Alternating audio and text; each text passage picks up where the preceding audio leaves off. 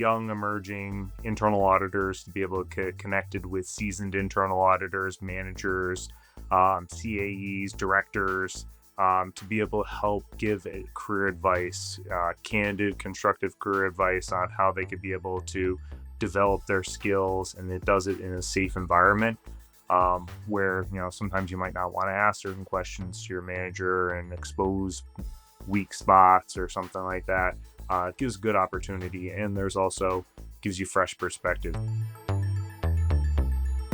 Hello, everybody. Welcome to another episode of the Audit Podcast. I'm your host, Trent Russell. Today on the show, we have Alex Rusate. Alex is the Senior Vice President and Director of Internal Audit at Arrow Financial. And while we don't really get into like leadership, CAE type of stuff that much, the main reason that we want to have Alex on was because he is also former chair of the Emerging Leaders Mentor Program. So this started in 2019, and he really kind of led the effort there.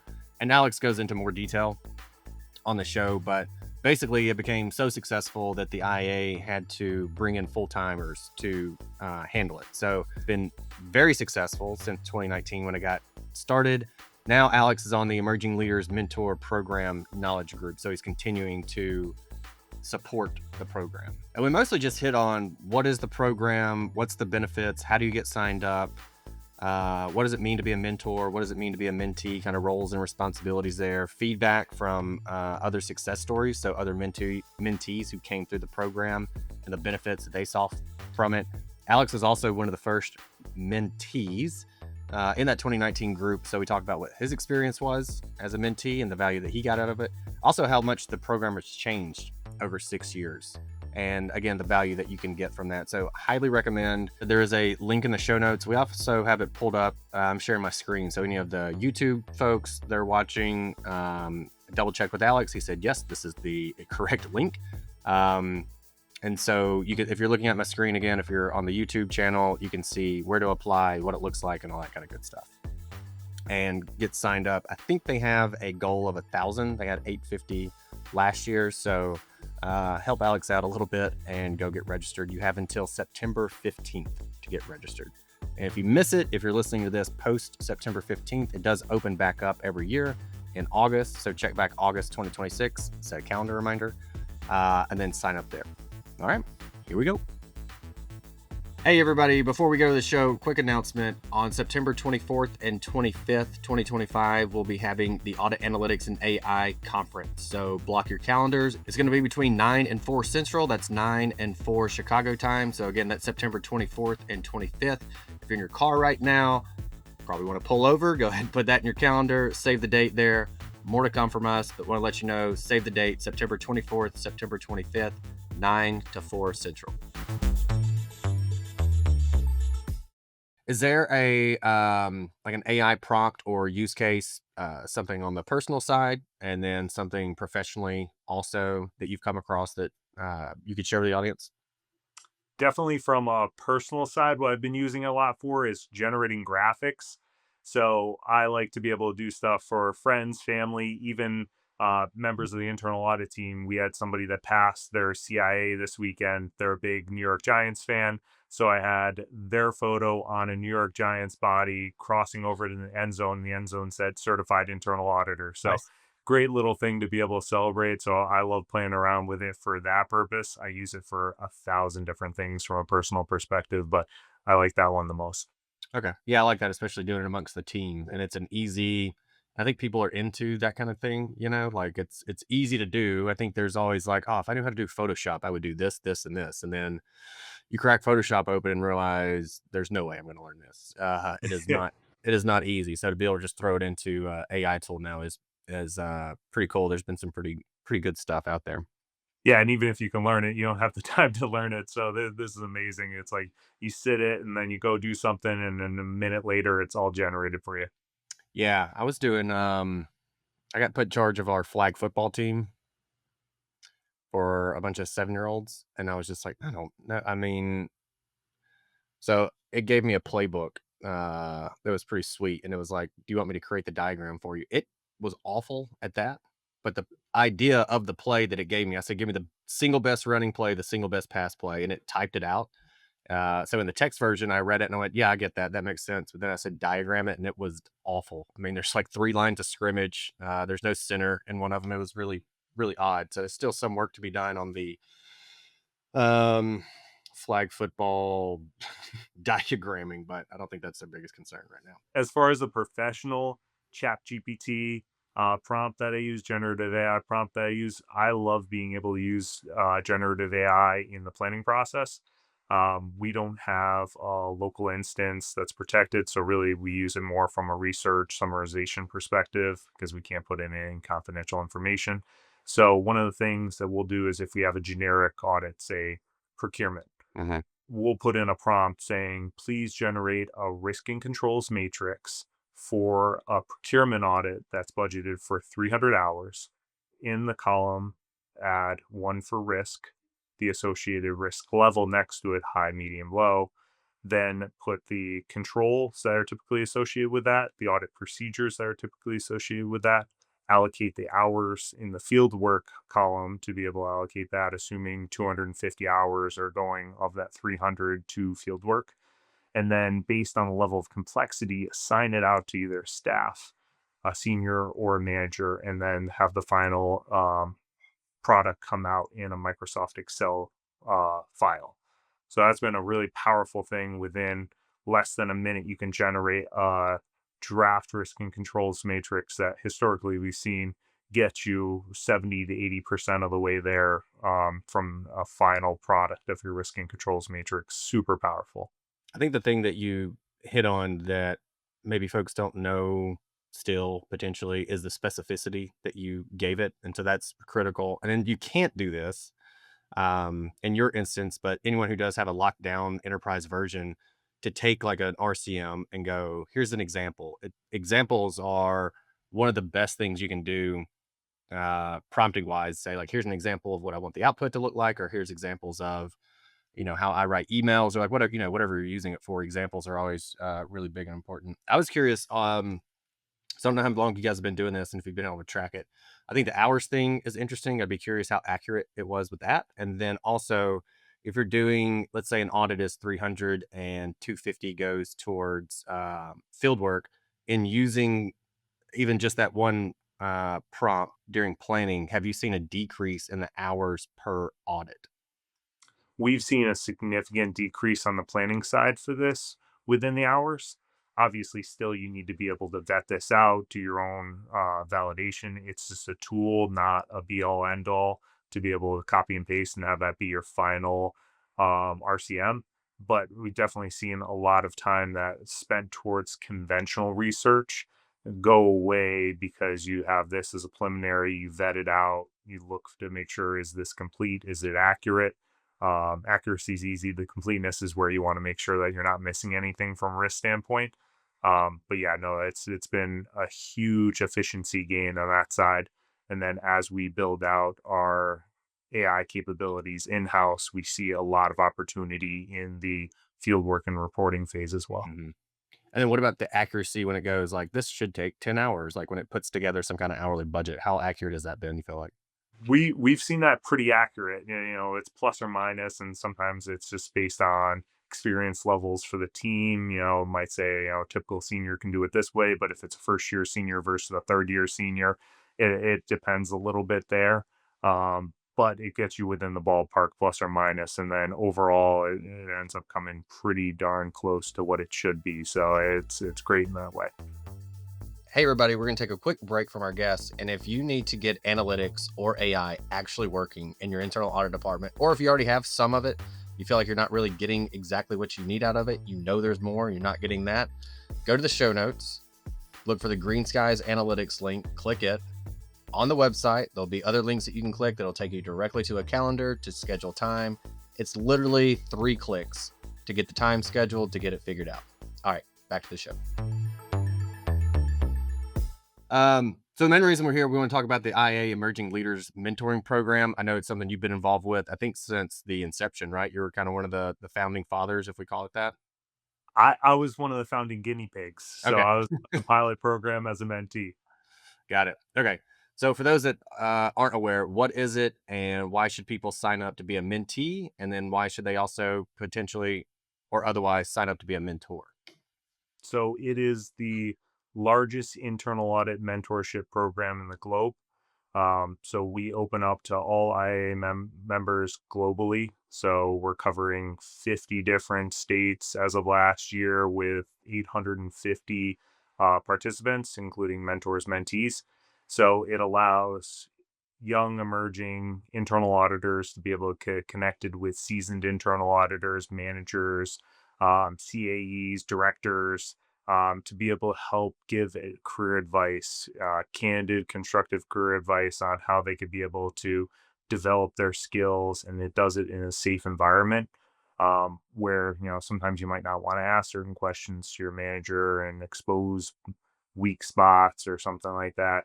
It gives good opportunity. And there's also gives you fresh perspective because in theory, your manager is already giving you that kind of feedback on a periodic basis. It's good to get it from a different perspective and have somebody to be able to help you along the way. So it's a great program in that way. Like I said, I was a mentee in the first year, and I've been involved in the program on administrative side ever since. This is going to be my first year where I'm going to be a mentor as well. So it's nice to be a part of all the different cycles of the program. Got it. And what is the like somebody who's listening goes, yep, that sounds great. I want to be a mentee. How do they get signed up? What's the process? And then on the other side, if someone wants to be a mentor, how do they go about that? Simple process. So it's right on the IA's website, and we'll have a link down below in the show notes. But you just go on, do a quick application where it asks a few questions of you to help be able to match your person. So say you're someone with 3 years of experience focusing in on the IT audit area, and you want to be able to really become the SME IT auditor. You could be able to put that in. You could say, I'm really looking for somebody that has IT audit background that's in a leadership role in banking.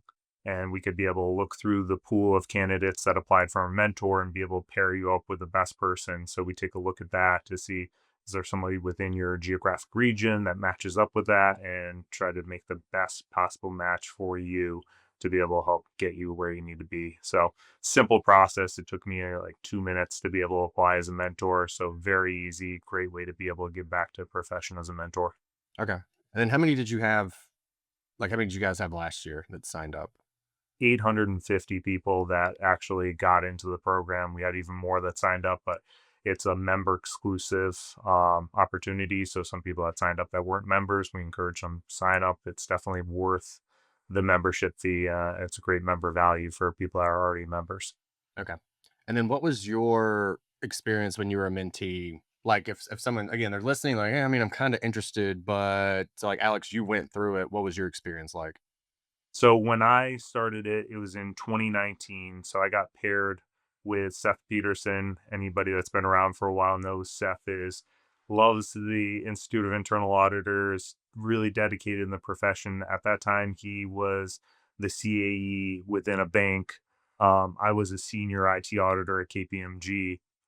Really helped me to be able to build out a roadmap, helped me towards certifications. We co-authored an article together for the Institute of Internal Auditors magazine, which then won the Outstanding Contributor Award. So Nice. great success story there. And after the formal program end, we still stayed in contact. I was texting him this weekend because I'm from the Albany, New York area. And he was at an Iowa game watching U Albany get absolutely trampled by Iowa. So there is still stay in contact. I ask him professional questions all the time. He's the chief risk officer now, but still has a wealth of knowledge within audit. So I still stay in contact. We still will exchange questions, be able to help out, even though he ends up helping me out more than I do him. And what about I'm sure there's some kind of feedback mechanism throughout the program or at the end of it, something like that. What do you hear feedback wise from the mentees? Yeah, so there's monthly check-ins just to be able to do a temperature check to see if there's anything we need to be able to reach out mentee mentor side. And then there's formal surveys that happen twice throughout the program to really get some good data points in. What we've seen as some of the great feedback is people that were on the fence or didn't really know how to be able to take their steps towards the next level, whether it be hey, I want to be a certified internal auditor, but I'm not really getting a lot of support internally within my company, or I need to be able to ask more questions and someone's too busy, um, having that one-on-one meeting monthly or quarterly, whatever the cadence you guys agree on, and having that accountability has really helped people to push their careers forward. Also, some people that might be in a role where they've been a senior internal auditor forever, and it's small department, so there's just not that opportunity right now, and they're ready to move on. It's just because they're haven't had that opportunity. They've been scared to look out, and getting advice from somebody has been And helpful. So we've seen people, either get internal promotions or end up going somewhere else and being able to leverage the experience they had to grow their careers. So I think it's really great, especially if you're looking for that guidance or accountability through a formal program. so you said you started this in 2019, and so here we are 6 years later. What's different from the 2019 version to the 2025 version? A lot has changed. So when we started, it was a pilot program, 20 participants, 10 mentees, 10 mentors, all just within North America. Since then, it's expanded 50 different countries, 850 participants, a lot more structure within the program, more real time touch points, better technology along the way to be able to communicate, flag things back. Historically, it was more of a grassroots volunteer initiative, but as the program has gotten bigger, it's gone from 100% volunteer support to being able to dedicate full-time IA resources to this. So that's also opened the door to IA technology, which makes this process a lot more streamlined, a lot easier, and better to be able to communicate real time, and be able to address problems because we have dedicated resources versus somebody that's reading their email at 10 o'clock at night after finishing a day of work. Got it. Okay. And then how long, like set up the logistics almost. I think September 15th is the cutoff date to get signed up. And then like what happens next and how long does the program last?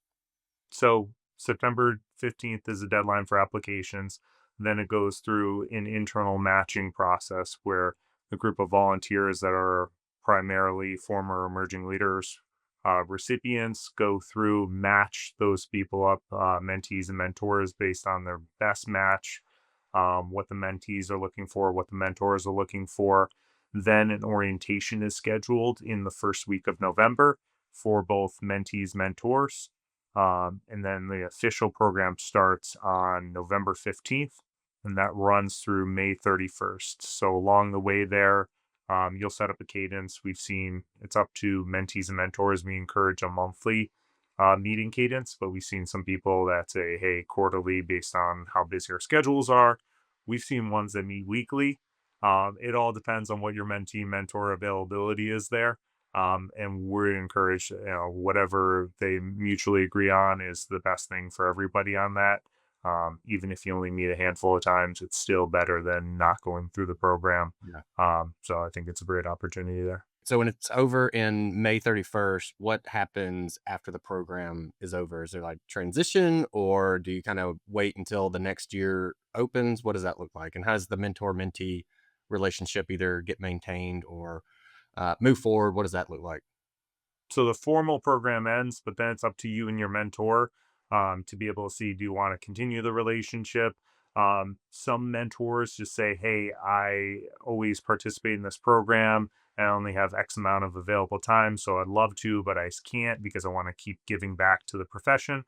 Others say, hey, let's stay connected. Like I said, I was a mentee. Seth Peterson was my mentor. We still stay in contact, and it's been 6 years later. So it's a great option. It varies depending on mentee mentor experience and what they have from a capacity standpoint. But if you want to keep going, you can be able to wait until the beginning of August for the Cool. new application window to open up, and then you can get connected with a new mentor. We encourage typically to, if you're looking to participate in the program again, to ask for a new mentor just because it gives you a fresh Yeah. perspective. All right. Well, Alex, appreciate you coming on. I had heard of mentor programs and the IA, but I did not realize that this was it and the formality of it and the success of it. Also, those 850, I think is what you said, is pretty impressive. So thank you a ton for coming on to share that. I think it's fascinating and interesting. I don't think there's a person who has a mentor who would say, yeah, having a mentor is a bad idea. I mean, you might get a bad one, but nonetheless, they are very helpful. So anyway, with all that said, anything else? What do you want to leave the audience with?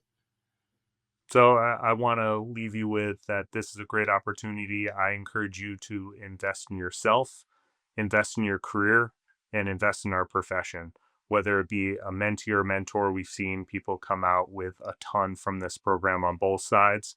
So I'd highly encourage you to be able to apply, see if it's right for you, but at least give it a try. I think you're going to really appreciate what the program has to offer, and hopefully you become a lifelong participant in this program. Hey everyone, thank you very much for listening to this episode of the Audit Podcast. Whatever platform you're listening on right now, I'm sure there's a subscribe button somewhere, so please hit the subscribe button there. If you're listening through iTunes or Spotify, feel free to go give us that 5-star rating. It only took me about 16 seconds to give myself a 5-star review, and it really helps to get future guests to come on the show, so we'd really appreciate that. Lastly, be sure to check out the show notes and follow us on all our social media channels on Instagram, on LinkedIn, and on TikTok. Also, if interested, please sign up for our weekly newsletter from the Audit Podcast. Thank you all. Have a great one.